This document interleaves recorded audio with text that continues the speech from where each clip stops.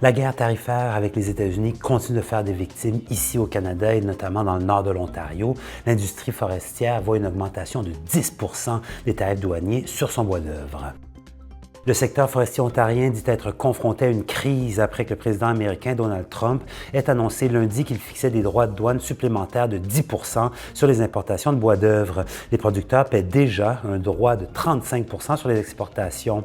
Lundi, le président Trump a proclamé de manière scandaleuse que les produits forestiers canadiens représentaient une menace pour la sécurité nationale des États-Unis, ce qui est déconcertant pour les personnes concernées, c'est ce qu'indique l'OFIA dans le communiqué. Le président et chef de la direction de l'association, Ian Dunn, mentionne que l'imposition de ces droits de douane supplémentaires constitue un abus de pouvoir inquiétant qui se fera aux dépens des entreprises et des consommateurs américains. Il a évoqué des discussions à venir avec le premier ministre de l'Ontario, Doug Ford, pour protéger les emplois, développer de nouveaux marchés et explorer les voies légales pour défendre le secteur.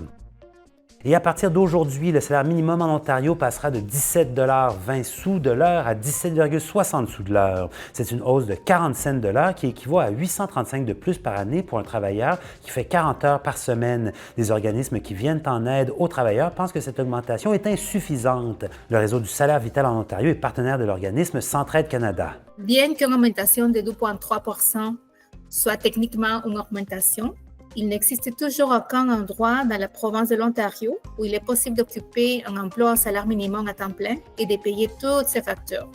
Une semaine de travail devrait couvrir les frais de subsistance d'une semaine. Pour d'autres, la hausse du salaire minimum a un impact négatif sur les petites et moyennes entreprises.